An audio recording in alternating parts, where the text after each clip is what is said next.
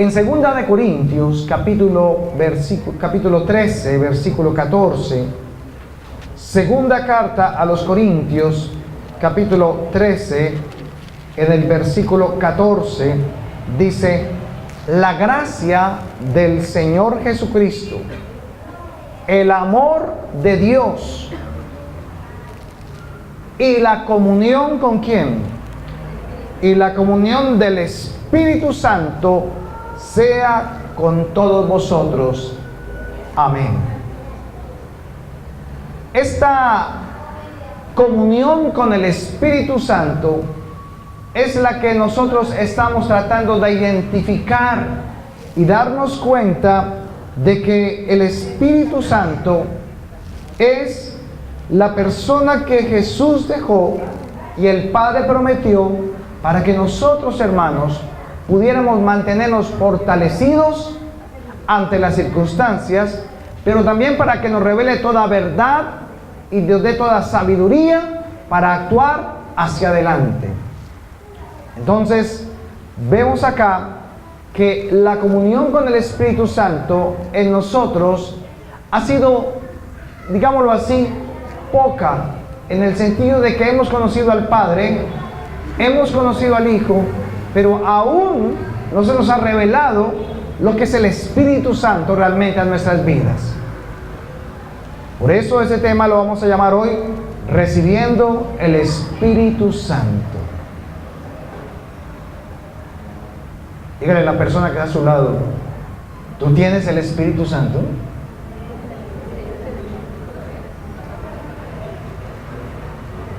¿Sabe? Hay personas y hermanos en la fe que dicen: sí, yo tengo el Espíritu Santo. Pero ¿sabe qué me muestra el Espíritu a mí también? Que no está bien seguro si lo tiene o no lo tiene. Y si lo tiene, ¿dónde está? Que no lo escucha. Pero Él está por ahí, en un pie, en una mano, no sé, en la cabeza, pero está por ahí. Pero como no lo podemos ver, es como, por ejemplo, ¿quién de ustedes sabe que tiene corazón? Todos, ¿verdad? ¿Quién ha visto su corazón? Pero usted sabe que está ahí, ¿cierto?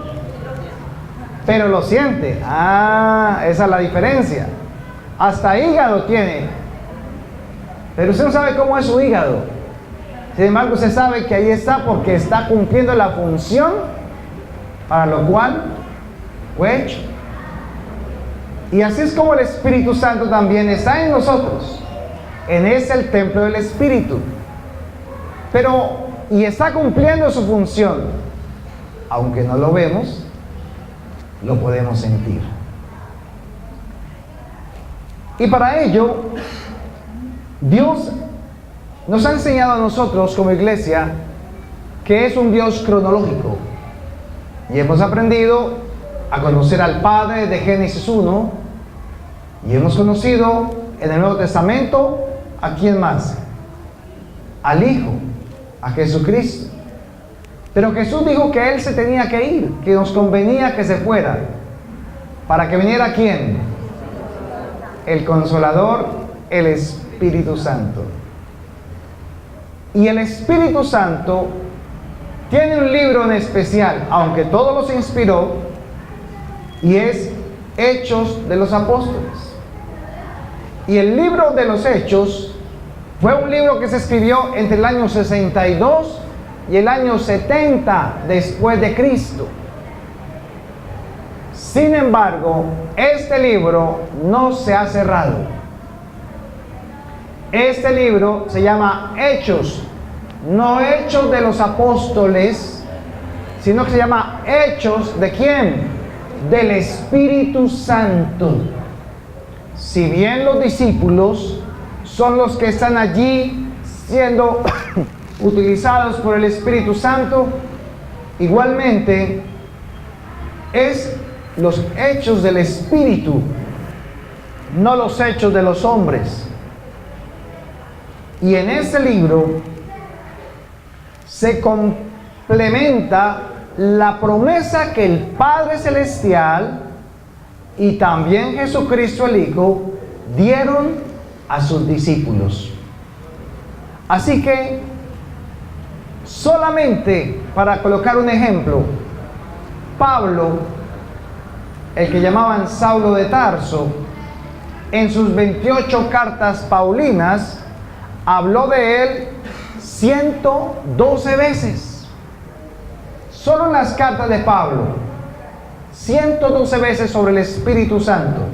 Aparte de lo que se habla en Apocalipsis, lo que habló Juan, lo que habló Pedro, lo que habló Santiago, todo el Nuevo Testamento realmente son los hechos del Espíritu Santo, pero se complementan o se condensan más en el momento en que el Espíritu Santo vino como aquella promesa que el Padre había hecho a sus hijos. Entonces, ¿quién es el Espíritu Santo? ¿Recuerdan lo que decíamos la semana pasada? A ver, ¿quién recuerda? ¿Quién era el Espíritu Santo? Es una persona. ¿Cuál es su naturaleza? Vamos a mirar 3 versículos que hablen sobre ello. Leemos el Salmo 139, versículo 7. Salmo 139, en el versículo 7, dice la palabra, ¿a dónde? Está hablando aquí David, y está orando al Señor, y dice, ¿a dónde me iré de tu espíritu? ¿Y a dónde huiré de tu presencia?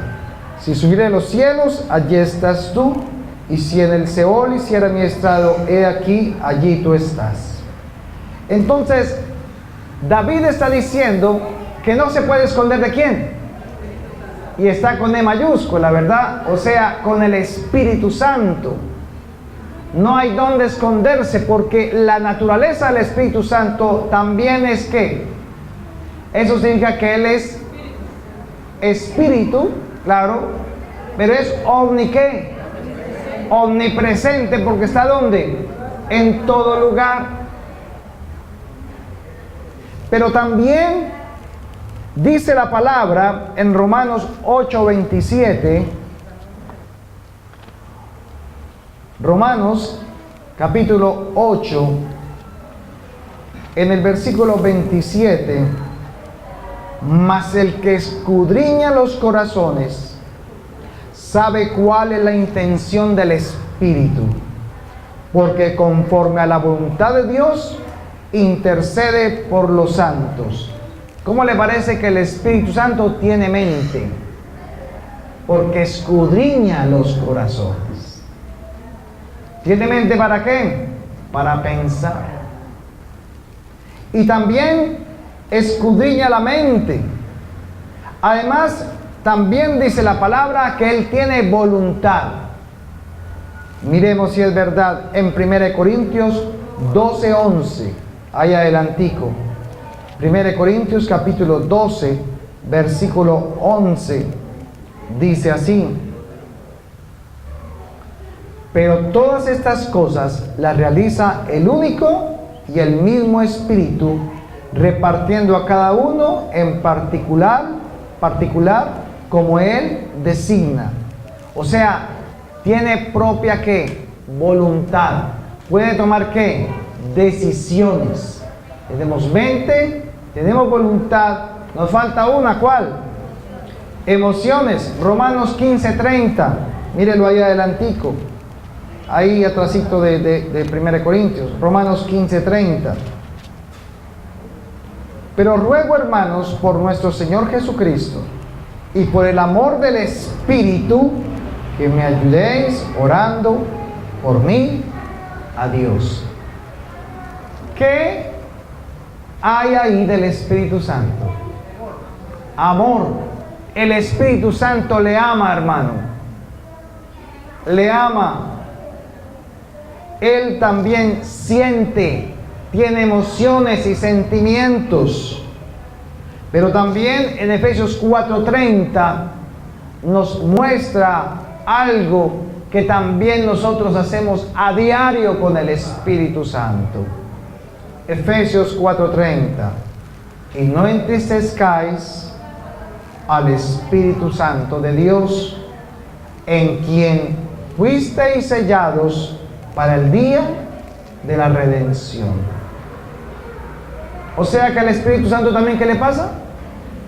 Lo podemos contristar. Se entristece, dice la otra versión. ¿Y por qué se entristecerá el Espíritu Santo con nosotros, hermanos?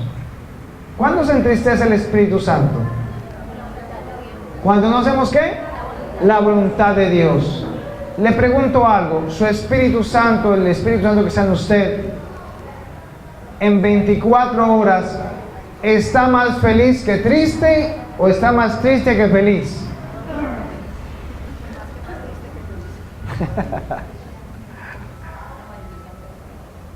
Deberíamos pensar que no vivimos solos, que tenemos a una persona en nosotros, que es la persona del Espíritu Santo. Y cuando tú te mantienes triste, aburrido, inconforme, con falta de contentamiento por tu vida, entonces, ¿qué puede hacer el Espíritu Santo? Sin embargo, ¿qué es lo bonito de Él? Que Él viene y nos consuela en nuestras debilidades. Y ese es como una introducción para entender un poco la naturaleza del Espíritu Santo que vive en nosotros, al cual no podemos ver, no podemos palpar, no podemos oír, pero saben, algunos que se meten en oración y en relación con Dios, escuchan su voz. Es más, el Espíritu Santo habla a nuestro espíritu lo que es de Dios, y es el que te recuerda cuando la embarras o cuando la embarramos. Es el Espíritu Santo que dice: ¿por qué hiciste eso? Dios es fiel, Dios no miente, Dios no mata, Dios no dice falso testimonio. Y eso que te redarguye allá adentro es el Espíritu Santo. Pero en el Espíritu Santo también encontramos cosas especiales. Si no lo podemos ver, entonces, ¿cómo la palabra de Dios representa el Espíritu Santo? A ver, ¿quién me dice 3 maneras en que se representa de una forma física el Espíritu Santo en la Biblia? Como fuego, ¿qué más? Como paloma y aceite. Veamos algunas de ellas. Juan capítulo 1, versículo 32. Simbolización del Espíritu Santo.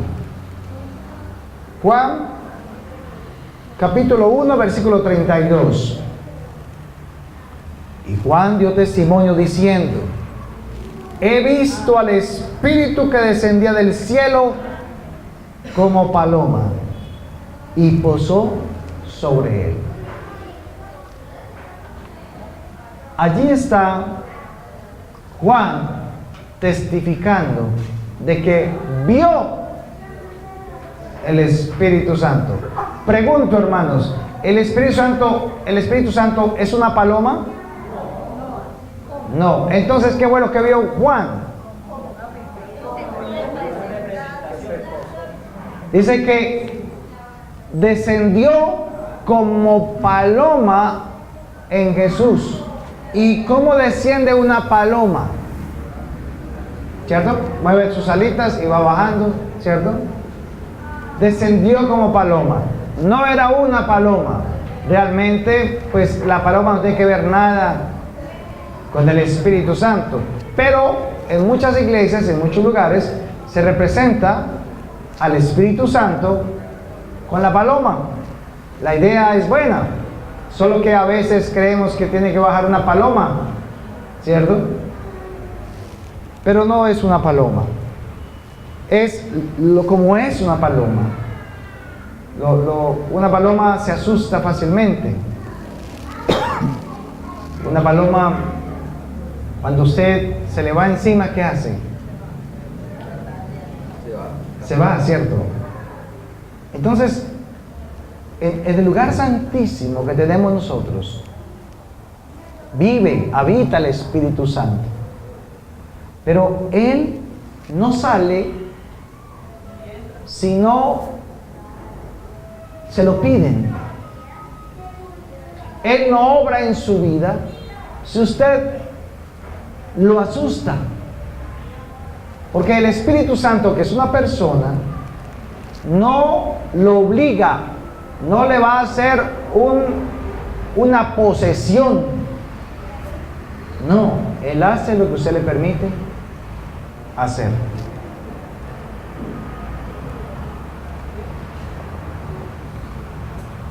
Muchos de nosotros queremos cambiar en muchas cosas y actitudes de nuestra vida. ¿Por qué no cambiamos? Porque el error, y eso lo veíamos hace 8 días, es que el yo como está en el trono del corazón, ¿cierto? Y nosotros queremos decir, Señor, yo te prometo, yo está ahí, yo te prometo que ahora sí voy a cambiar. Ahora sí, yo me voy a dedicar a la palabra. Señor, voy a estar leyendo la palabra todos los días, yo. ¿Sabe qué pasa una semana después? Ya no está leyendo la Biblia, ya volvió a embarrarla, volvió a cometer el mismo pecado que estaba cometiendo. ¿Por qué? Porque es que no es en mis fuerzas, sino en su Santo Espíritu. No es como dice la palabra, no es con ejército ni con espada, sino con su Santo Espíritu. Entonces es el Espíritu, usted tiene que pedirle al Espíritu Santo, Espíritu Santo, cámbiame, transfórmame, haz de mí lo que yo no puedo hacer. Yo no puedo cambiar solo, eres tú quien me puede cambiar. Te doy permiso para que entres a todos los rincones de mi corazón, a todos los lugares que tengo allí guardados y escondidos, a los que el mundo no se los puedo mostrar, pero que yo los tengo guardaditos allá. Esa puertica de San Alejo que le tiene usted candado en su corazón, ese lugar donde usted es el yo, y eso solamente lo sabe usted y yo. Pero ¿saben? Hay alguien más que lo sabe. ¿Quién? El Espíritu Santo. Él también lo sabe. Pero nosotros nos hacemos los machos, las machas. No, yo. No, yo no. Por eso es que tu vida cristiana o de oración es así. Fluctúa y fluctúa y fluctúa. Un día estás feliz y el otro día no. Hay días que seamos como son ellos, siempre constantes y diligentes. También dice la palabra en Lucas 4:18, está Jesús comenzando el ministerio, y cuando le pasan a él el papiro para leer la palabra de Dios, la lee en Isaías, y se levanta Jesús y dice: el Espíritu del Señor está sobre mí, por cuanto me ha ¿qué? Ungido. Entonces, ¿con qué se ungía en el Antiguo Testamento? Con el aceite. Por eso cuando hay un enfermito, o cuando hay una persona que necesita oración, o una persona que el Señor nos ponga a ungirle, le ungimos con el aceite. ¿Pero es el Espíritu Santo el aceite? No. Ni el aceite tiene un milagro ahí especial, ni tiene una sobredosis de amor ahí el aceite. No, es la representación de cómo el Espíritu Santo unge a un hijo de Dios. Así que no tiene que comprar aceiticos ungidos, ni palomas ungidas, ni tierra santa, porque hasta la gente hoy compra tierra santa. Vea esas tierras de Israel, cómprela por $1.000.000, póngala en su casa y será prosperado en todo. Y la gente va y le invierte $1.000.000. Entonces eso no hay necesidad de hacerlo. Pero también la palabra dice en Juan capítulo 3 versículo 8, Jesús le dijo a Nicodemo: el viento sopla. Nicodemo no podía entenderle el vocabulario a Jesús.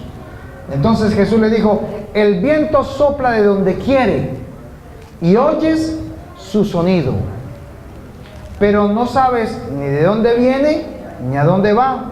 Así es todo aquel que es nacido del Espíritu. Se compara entonces al Espíritu Santo ¿con qué? Con el viento. Usted siente el viento, pero no sabe ni de dónde viene ni para dónde va. Dice que así es todo nacido del Espíritu. Estamos listos y preparados para lo que el Espíritu Santo quiera que hagamos. Y en Éxodo capítulo 3, versículo 2, Éxodo 3, versículo 2, dice que es como fuego. Dice, entonces se le pareció el ángel de Jehová en una llama de fuego en medio de una zarza a Moisés. Y él observó y vio que la zarza ardía en el fuego, pero ¿qué le pasaba a la zarza? No se consumía. El fuego del que se habla o se compara con el Espíritu Santo no es un fuego como el que ustedes ven allá afuera, que le echan gasolina y se prende eso, y es un fuego así rojo y amarillo y azul. No. Es un fuego que no consume, que no destruye. Entonces dice la palabra también en el Antiguo Testamento, dice que porque el Señor es fuego consumidor. Cuando habla de fuego, está hablando de ¿qué? De pureza. Pureza que tiene el Espíritu Santo. Pero el Espíritu Santo también hace otras funciones. Y se las voy a deletrear. El Espíritu Santo, el cual Jesús prometió, también bautiza. ¿Sí sabía eso? El Espíritu Santo bautiza. ¿Y bautiza en qué? En fuego. Pero en fuego es ¿qué? ¿Candela o qué? En pureza. O sea, ¿un hijo de Dios puede andar puro? Sí puede. Sí se puede. Porque usted es templo del Espíritu Santo. También regenera, santifica, convence, dirige, unge, fortalece, intercede, guía, une, muestra su amor. Además de eso, revela la verdad, enseña la libertad, consuela al que consuela, también asegura la salvación y habla siempre de Dios, inspira al creyente y además de eso muestra el poder de Dios en acción. Todo lo que hace el Espíritu Santo, ¿en cuántas de esas cosas usted lo está usando? ¿En cuántas de estas usted invoca al Espíritu Santo para que actúe en su vida? ¿Se da cuenta que casi no conocemos al Espíritu Santo? Y Él es el que hace todo por nosotros. Porque Jesús dijo, yo me voy. A la verdad les conviene que yo me vaya. Porque si algo tenía Jesús, era que el que hacía los milagros, ¿quién era? El Espíritu Santo. Jesús no hacía milagros, era el Espíritu Santo que estaba en Él. Es más, ¿quién levantó a Jesucristo entre los muertos? El mismo poder que levantó a Jesucristo entre los muertos, ese mismo poder es el que ahora actúa ¿en qué? En los hijos de Dios. Entonces, mire tan sencillo como tenemos que aprender del Espíritu Santo. Así que la invitación es para que usted esta misma semana comience con Hechos de los Apóstoles, que realmente se llama Hechos del Espíritu Santo. Y si usted busca en la Biblia, realmente dice Hechos, no más. Hechos, y empiece a leer 1 o 2 capítulos diarios, como lo está haciendo mi hija con su mamá, para que ellas, como Dios les revela a ellos cosas que aún nosotros no sabíamos, y antes ellas después me comparten a mí lo que Dios les enseñó. Y es muy bonito ver eso, ver cómo Jesús está ahí en nosotros por medio del Espíritu Santo.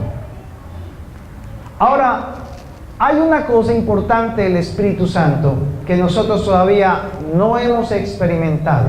Algunos lo hemos tenido, otros lo van a tener hoy y otros tal vez en la noche o en la mañana, quién sabe.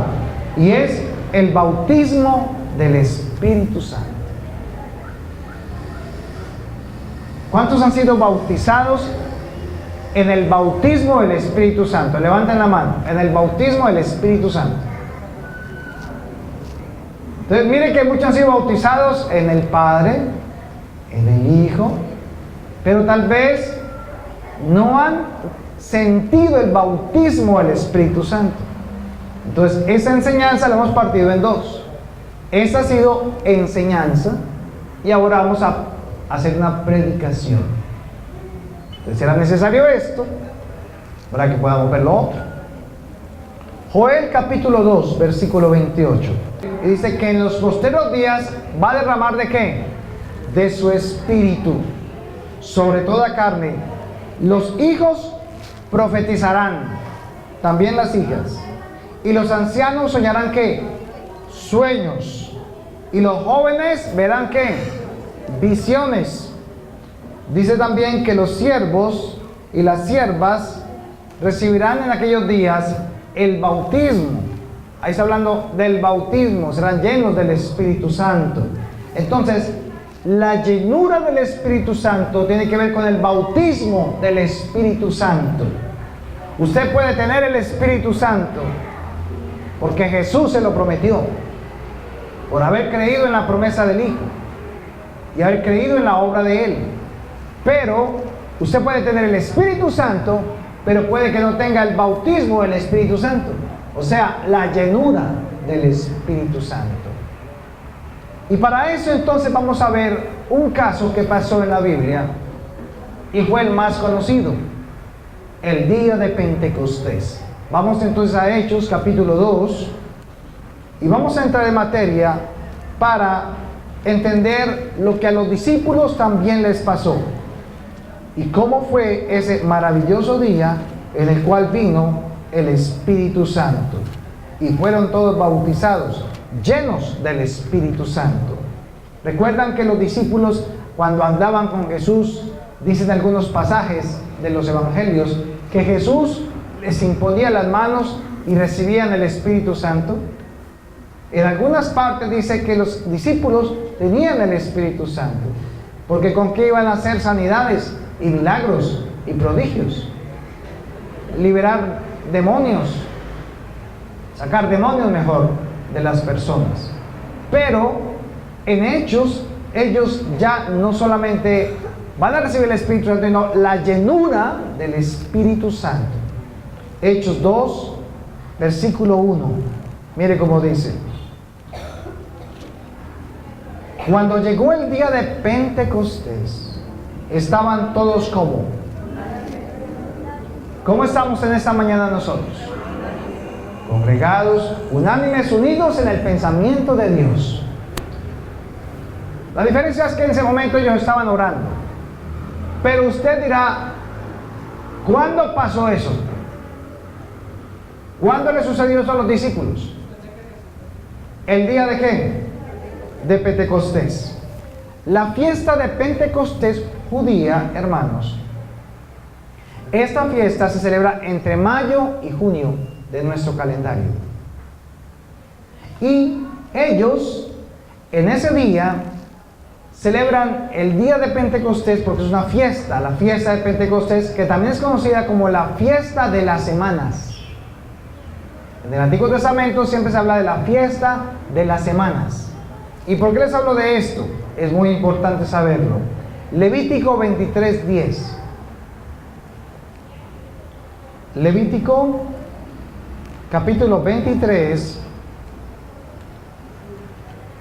en el versículo 10, cuando Dios le da la ley a Moisés para que se la comparta al pueblo y el pueblo la cumpla, sobre todo para los sacerdotes. Levítico 23, versículo 10.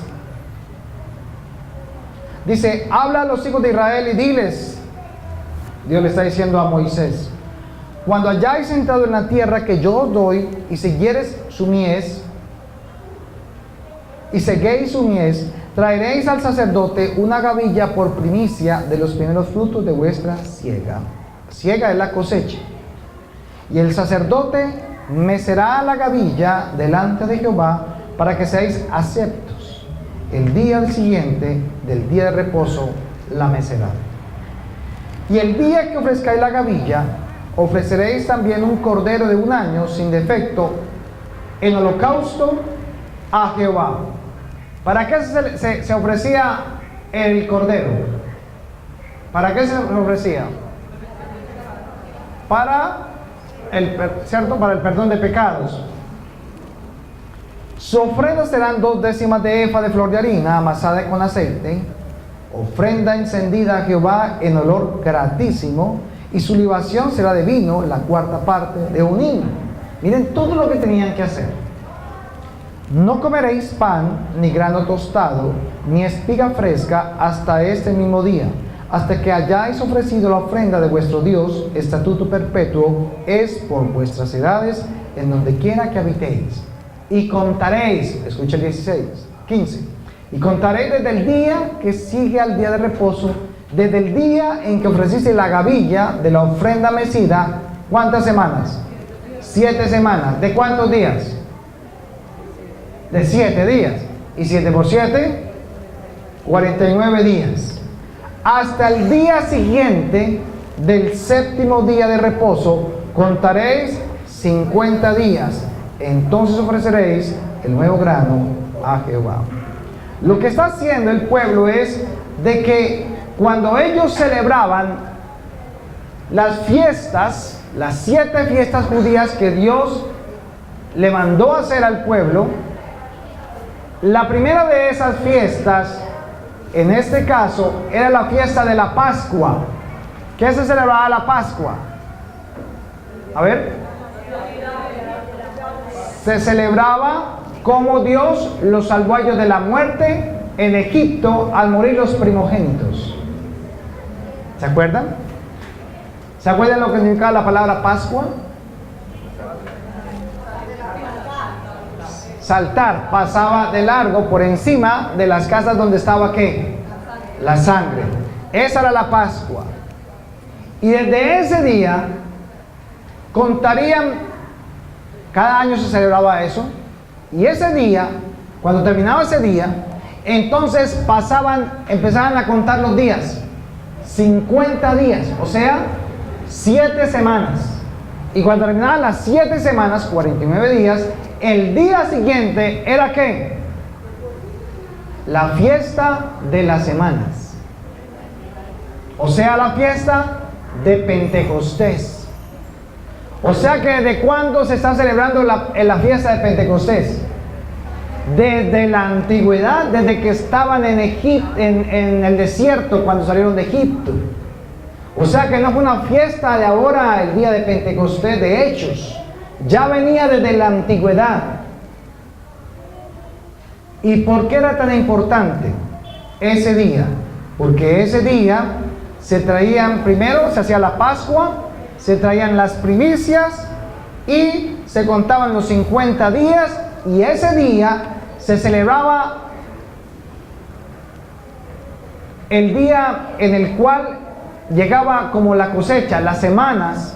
Ese Pentecostés, la palabra Pentecostés viene de penta. ¿Y penta qué significa? 50. Entonces, esos días eran muy importantes porque entre esos 50 días pasaban muchas cosas.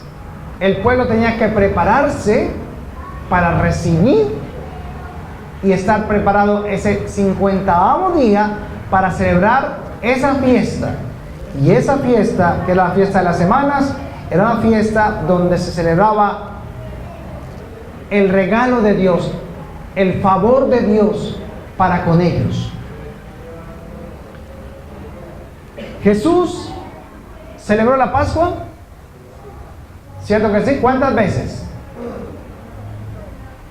Yo creo que la celebró 30 veces, porque cada año se tenía que celebrar. Él no celebró una Pascua, celebró todas.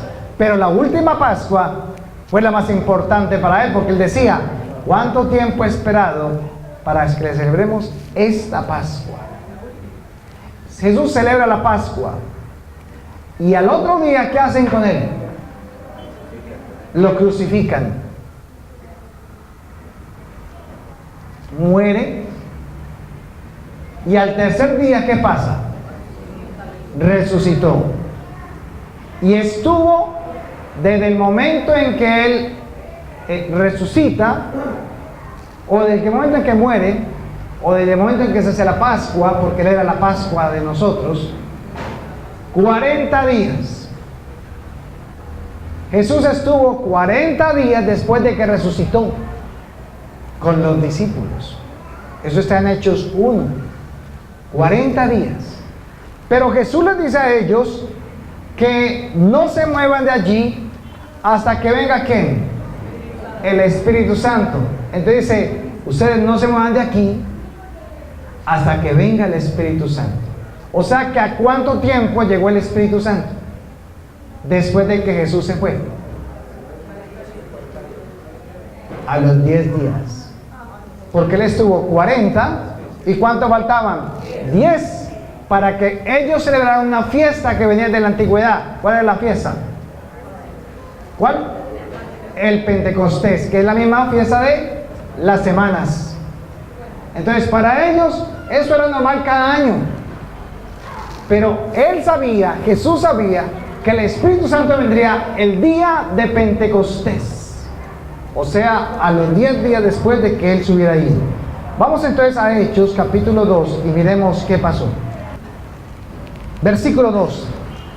Y en el versículo 2 dice que al 50º día, el día de Pentecostés, cuando todo el pueblo y el mundo venía judío a celebrar el día de las semanas, o la fiesta de las semanas, o en la fiesta de Pentecostés, entonces miren lo que pasó.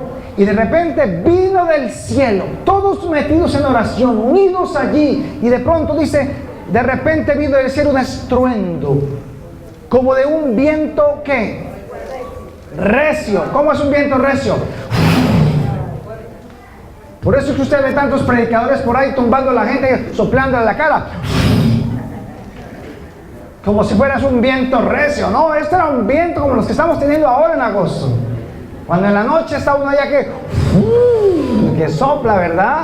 Un viento recio, un estruendo con un viento recio que soplaba, el cual llenó toda la casa donde estaban sentados.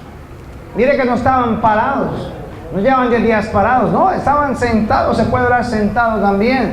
Dice, y se les aparecieron lenguas repartidas como de fuego. No era fuego, como de fuego, asentándose sobre cada uno de ellos. Y fueron todos, ¿qué? ¿Qué dice allí? ¿Fueron qué? Llenos, llenos. Es muy diferente tener el Espíritu Santo, estar lleno, llenos del Espíritu Santo, y comenzaron a hablar en otras lenguas según el Espíritu les daba que hablasen. ¿Se imagina usted ese momento cómo habrá sido? ¿Se imagina el estruendo, el hablar en lenguas, el abrir sus bocas? Ellos ni siquiera, tal vez algunos sabían lo que estaban diciendo, pero estaban tan llenos del poder del Espíritu Santo que ellos empezaron a hablar, y dice que era como fuego, o sea, la pureza, lo que ellos experimentaron cuando ustedes están en la pureza de Dios. Por eso es que esta carne se le duele, se pone a llorar, se arrodilla, se tira cuando siente un poquito de esa llenura del Espíritu Santo. Fue entonces cuando se aperturó lo que hoy se denomina la Iglesia de Cristo. En Hechos, allí donde estamos viendo, se le conoce el día de Pentecostés como el día de inauguración de la Iglesia de Cristo. Para ellos y para los eruditos, ahí fue cuando comenzó la Iglesia de Jesús. Y se le conocía no como la Iglesia o como la Iglesia de Cristo, sino la secta de los del camino. Así era como era nombrada, la secta de los del camino. Casualmente, algo pasó, el por qué los llamaban así. Rápidamente recordemos a un hombre que en Génesis capítulo 5, versículo 21 al 23, estuvo observando. Él era hijo de Set.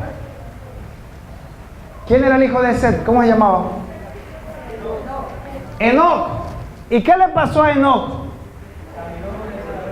¿Cómo?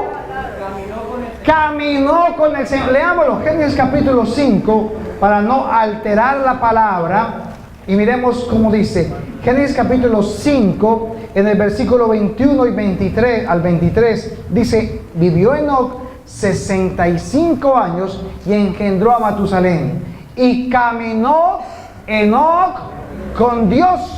Después que engendró a Matusalén, 300 años, engendró hijos e hijas, y fueron todos los días de Enoc 365. Versículo 24, vuelve y dice, ¿qué dice? Caminó pues Enoc con Dios y desapareció porque le llevó Dios. Escucha y ponga mucha atención.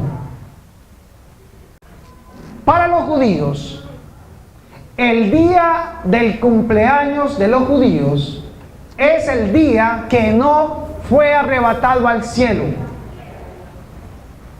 Porque dicen que caminó Enoc con Dios. Y en el día de Pentecostés, en Hechos de los Apóstoles, dice que el Espíritu Santo vino y ellos, para los eruditos, para los teólogos, ellos comenzaron en ese momento la iglesia del Señor, que se llamaba no la iglesia de Cristo, sino como la secta de los del camino, los que caminaban con ¿quién? Con Dios. ¿Sí ven la similitud? Y Enoc, ¿qué pasó? Caminó con Dios. Y para los judíos, ese día es el día de cumpleaños de ellos, porque ese día Enoc fue arrebatado porque caminaba con Dios.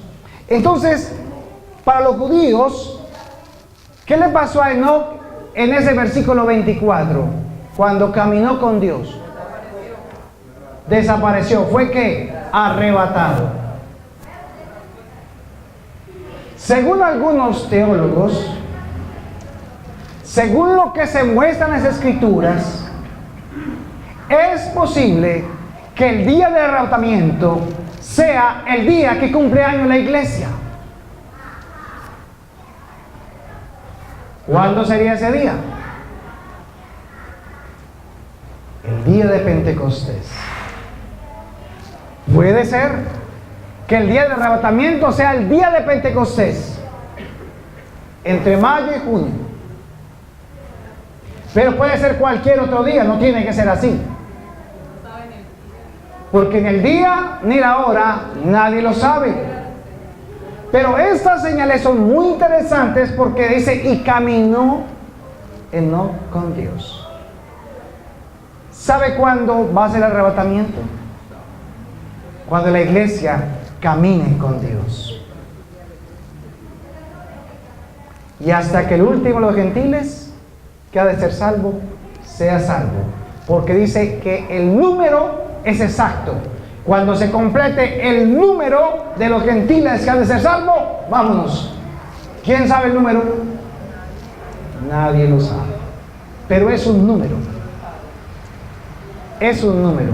Entonces, entre más prediquemos y más compartamos la palabra y más se convierten, estamos más cerca ¿qué? Al número.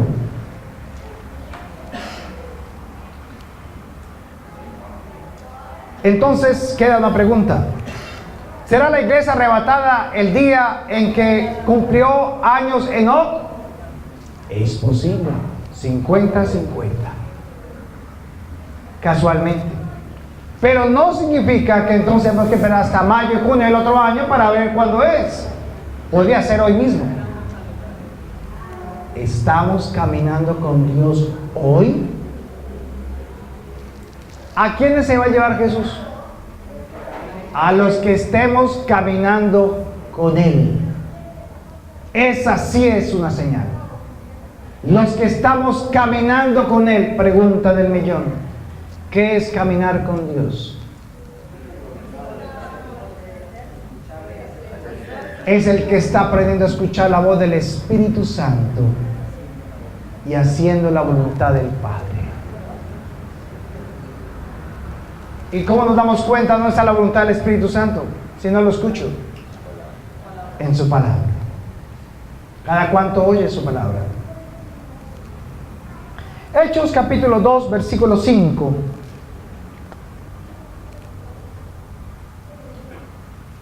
Moraban entonces en Jerusalén judíos, varones piadosos de todas las naciones bajo el cielo, y hecho este estruendo, se juntó la multitud y estaban confusos porque cada uno les oía hablar en su propia lengua. Y estaban atónitos, maravillados, diciendo: mirad, ¿no son galileos todos los que están allí y que hablan? ¿Cómo pues les oímos nosotros hablar cada uno en nuestras lenguas en la que hemos nacido?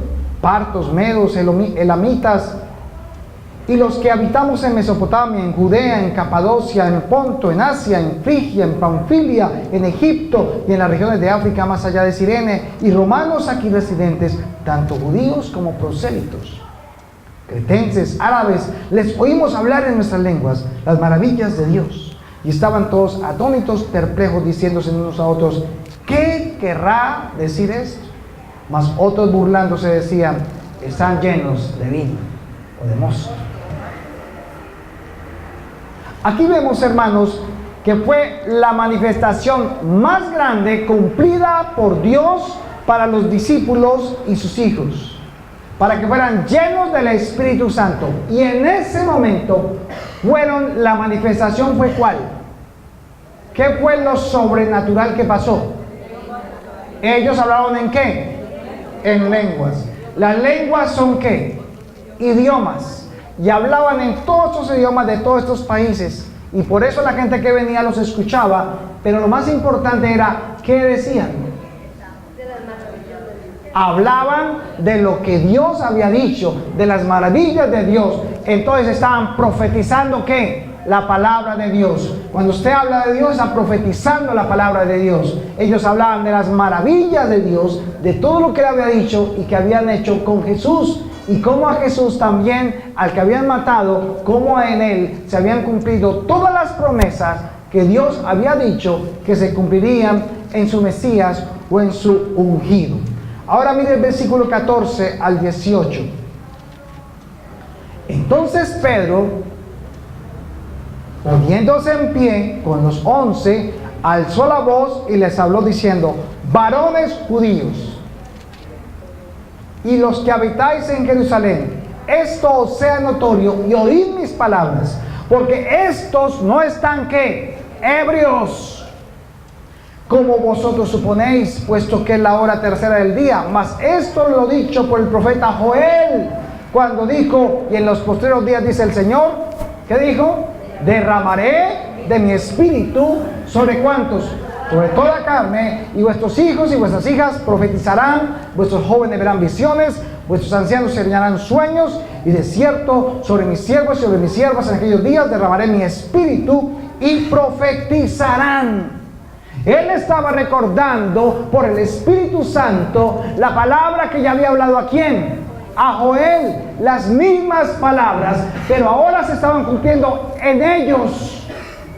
Pregunto, ¿cuántos de aquí hablan en lenguas? Una, dos, ¿y los demás? Hablan lenguas, hablan puro español. ¿No es el español una lengua? ¿Y qué pueden hacer con esa lengua?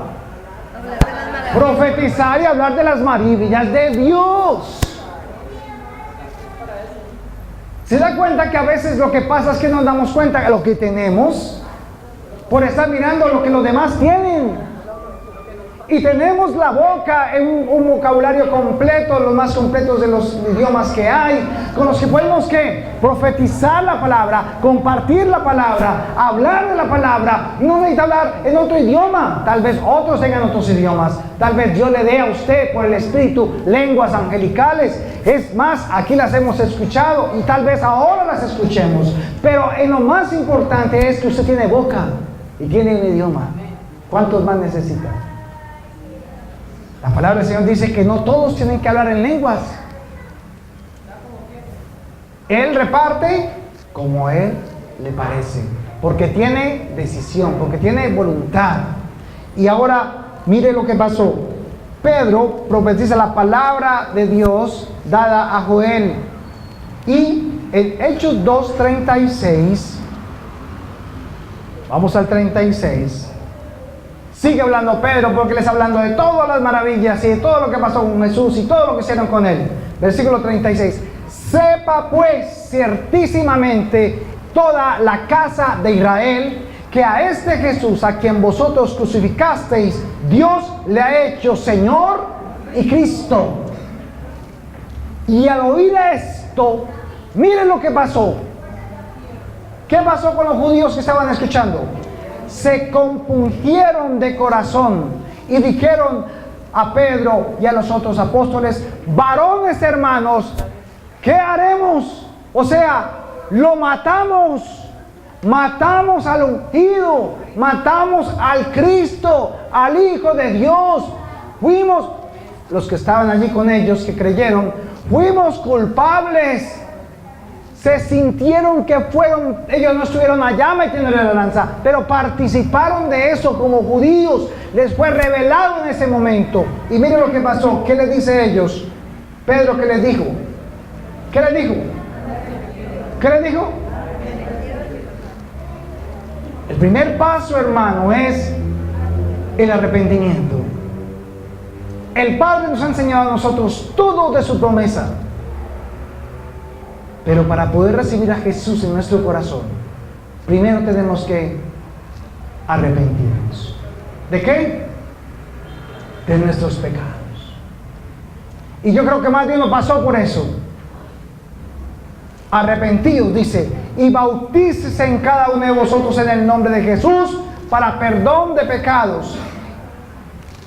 Y, ¿qué más dice ahí?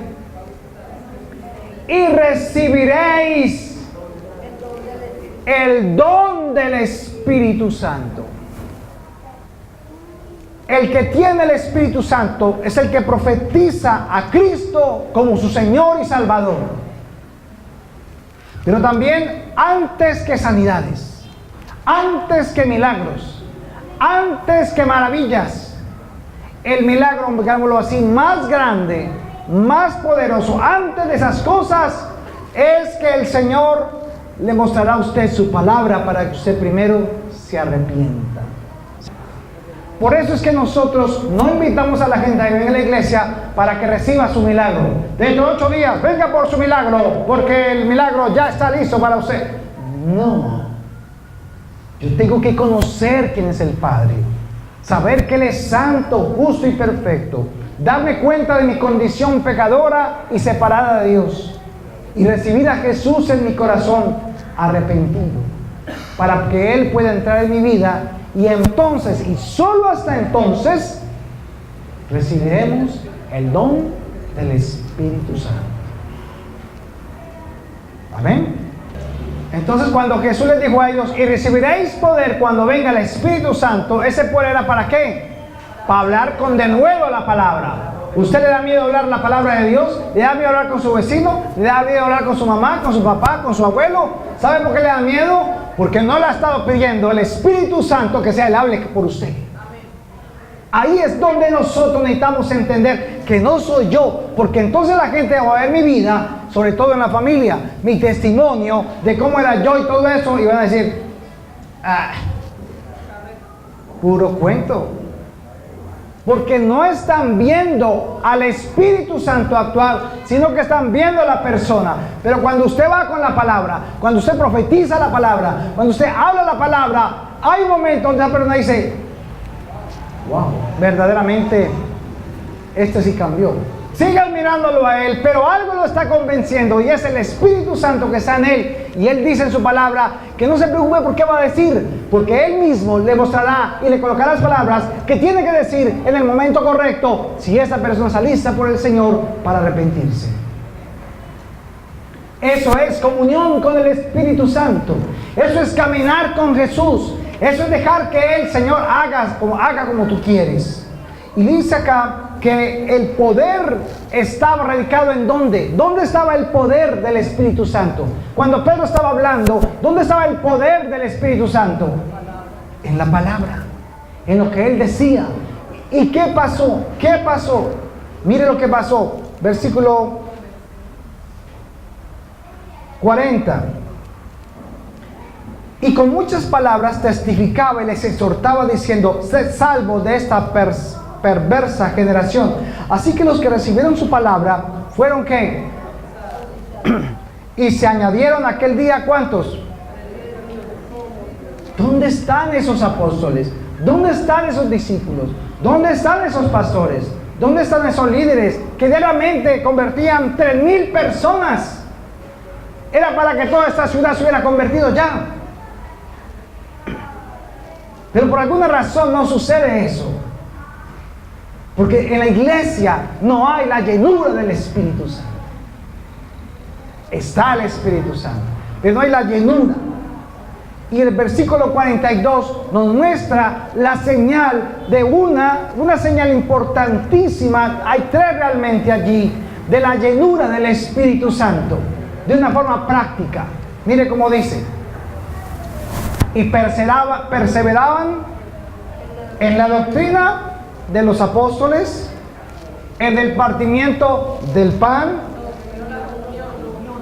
en la comunión unos con otros, en el partimiento del pan y en las oraciones. Ahí, hermanos, es donde comienza. Ahí es donde usted se aparta. ¿A quién le conviene que yo tenga la llenura del Espíritu Santo?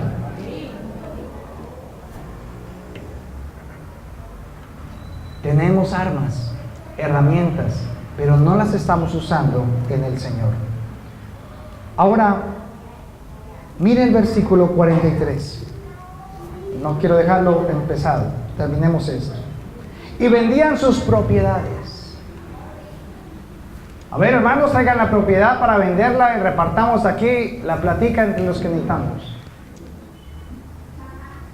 ¿Cómo era que este pueblo hacía esto? Dice el 43. Vale, el 43. Y sobrevino temor a toda persona, y muchas maravillas y señales eran hechas por los apóstoles. Todos los que habían creído estaban juntos y tenían en común todas las cosas. Ahora es el 45. ¿Y qué hacían? Vendían sus propiedades y sus bienes y los repartían a cada uno según la necesidad de ellos. Ay, hermano, ¿cuánto nos falta la llenura del Espíritu Santo? No es que Dios quisiera que se llevaran todas las propiedades y las vendieran. Era que estaban mostrando que no tenían ¿qué? ¿Dependencia de qué? De las cosas físicas. No estaban ¿qué? Aferrados a esas cosas físicas. Dios, ¿para qué le da una casa? ¿Para qué le da 3 casas? ¿Para qué le da 2 carros?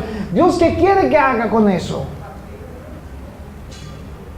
Y dice también en el versículo 44, 45, ya lo leímos, 46, y perseverando unánimes cada día en el templo y partiendo el pan en las casas, comían juntos con alegría y ¿qué? Y sencillez de corazón. ¿Cómo es de bueno, hermanos, vivir los hermanos juntos en armonía? Aplicando esto. Hemos sido bendecidos por muchos de ustedes porque nos invitan a sus casas, nos invitan a sus propiedades, nos invitan a llevarnos en sus carritos. Es una bendición, yo no me lo creo. Para mí es un milagro, es una maravilla. Y por eso me agrada ver la gloria de Dios cada día en mi vida, con cosas pequeñas. Dice el versículo 47, mire lo que estaban haciendo: alabando a Dios y teniendo favor con todo el pueblo. Y el Señor añadía cada día a la iglesia los que habían de ser ¿qué? ¿Quién añade a la iglesia los salvos? No soy yo. Entonces, ¿cuál es mi labor? ¿Cuál es la labor de nosotros? Y es increíble que la gente está observando y viendo para que no nos dé pena de que somos ¿qué? Cristianos. Porque todavía nos da temor y pena nos da decir que somos cristianos. No somos perfectos, somos cristianos, hijos de Dios. Así que estas personas estaban totalmente llenas del Espíritu Santo. ¿Por qué no éramos 5 minutos